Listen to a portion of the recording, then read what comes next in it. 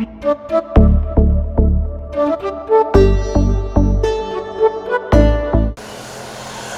बात, आज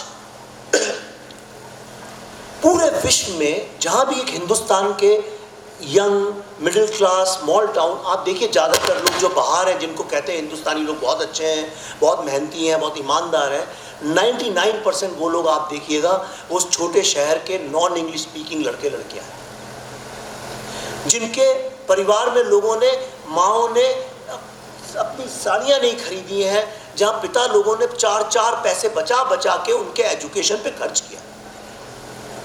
आज जब वो पूरे विश्व में जाते हैं तो जो वैल्यू सिस्टम प्रेजेंट करते हैं, जिस वैल्यू सिस्टम को यहां से लेके जाते हैं, वो इतना अद्भुत वैल्यू सिस्टम है। वो टॉलरेंस का वैल्यू सिस्टम नहीं है, वो टॉलरेंस और इंटॉलरेंस से बहुत आगे है, क्योंकि हमारी सोसाइटी जिसको कहते हैं आइडिया ऑफ भारत, वो टॉलरेंस पे बेस्ड है ही नहीं। टॉलरेंस तो आइडिया ऑफ इंडिया से आया है। हमारी सोसाइटी है एक्सेप्टेंस की।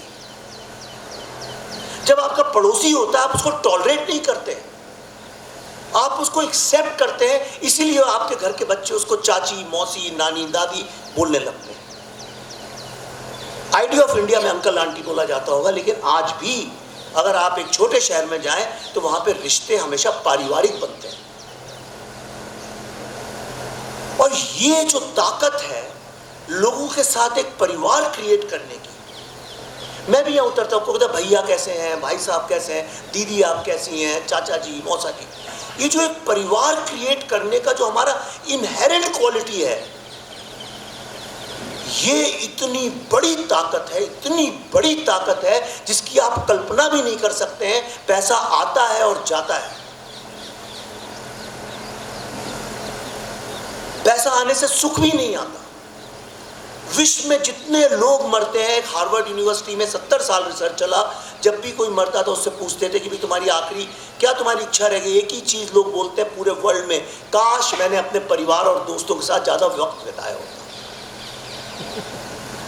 तो ये जो एक इंसान को क्रिएट करने की, देखिए मैं थोड़ा अलग लेवल पे बात कर रहा हूँ, पर जो ये इंसान एक मैं भी अमेरिका में था, मैंने एक लेक्चर टूर में गूगल और फेसबुक में टाउन हॉल में गया था, वहाँ सिर्फ हिंदुस्तानी लोग भरे हुए थे। मैंने कहा भाई यहाँ कोई गोरे लोग काम नहीं करते हैं क्या? पर when I was talking to those Americans, only one thing they had to see, that we have never seen young boys and girls with such wonderful human qualities. कौन सिखाता है उन्हें ये सहनशीलता, लोगों को एक्सेप्ट करना।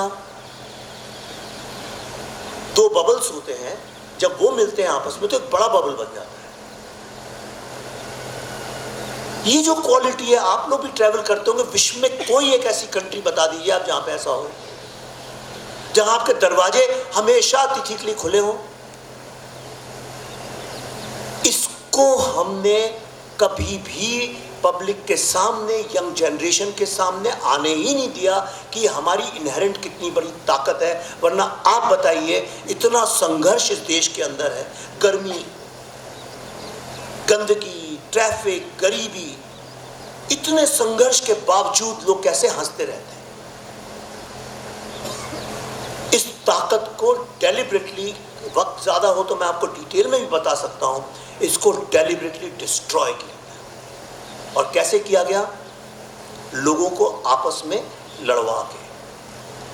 ये जो डिवीजन, क्योंकि इंडिया की सबसे बड़ी ताकत थी यूनाइटेड परिवार, जॉइंट फैमिली। घर में लड़ लेंगे, बाहर वाला कुछ बोले, मोहल्ले का लड़का है कहता है मेरे मोहल्ले की लड़की को किसी ने छोड़ा हाथ पांव तोड़ देंगे। मेरे वक्त में तो ऐसे ही होता था, भाई आज तो नहीं पता मेरे को, पर हम जब कॉलेज में थे, हमारे मोहल्ले की किसी लड़की को कोई छेड़ दे तो हम कहते थे हमारी बहन, हम जाके उसके हाथ पांव तोड़।